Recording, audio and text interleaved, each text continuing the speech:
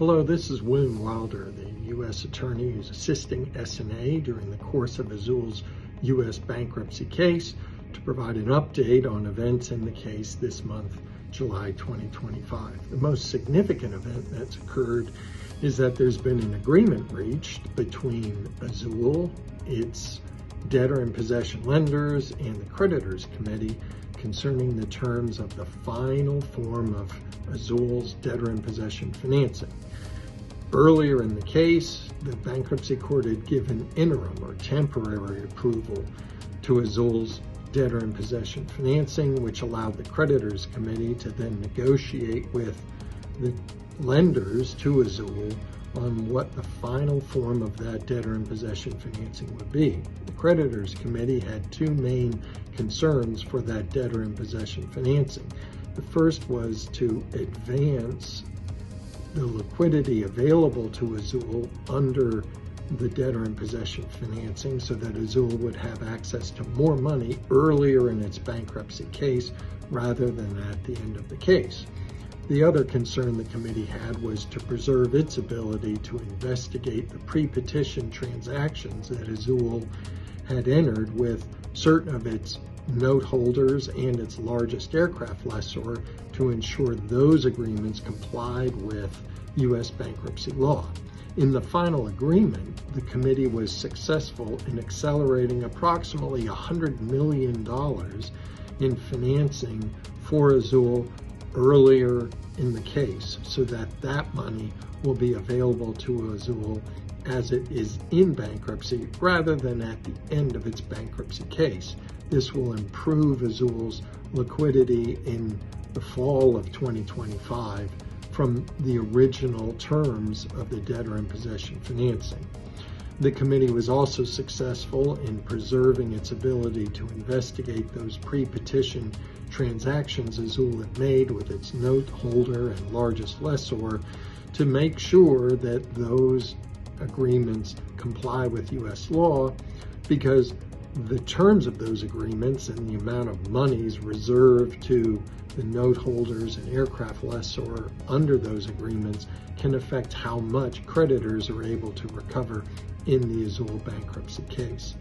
The other development that's occurred related this week to a group of unsecured bondholders of Azul in Brazil who have continued to explore self-help or actions in Brazil against Azul to collect on their bonds that are owed rather than within the U.S. bankruptcy case. Azul went to the bankruptcy court this week on an emergency motion to try and stop those unsecured bondholders from pursuing their collection efforts in Brazil rather than in the U.S. bankruptcy court. And the bankruptcy judge made clear that he viewed those efforts by these unsecured bondholders to violate the stay that applies in the U.S. bankruptcy court and requires any creditor to bring their disputes with Azul to the U.S. bankruptcy court rather than pursuing self-help or pursuing collection cases in Brazil against Azul.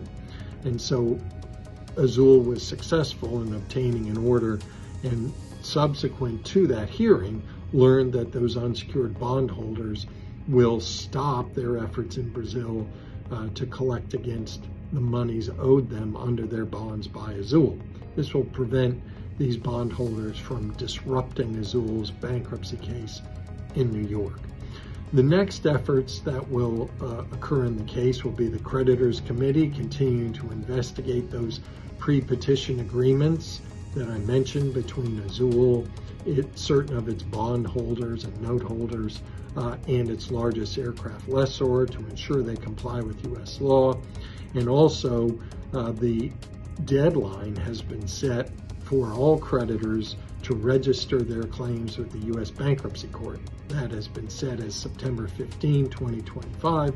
And so SNA will register its claim, like other creditors, unsecured creditors will, to ensure its legal rights are preserved in the bankruptcy case as it proceeds. The larger issue that will continue to be addressed over the next several months will be constructing Azul's plan of reorganization.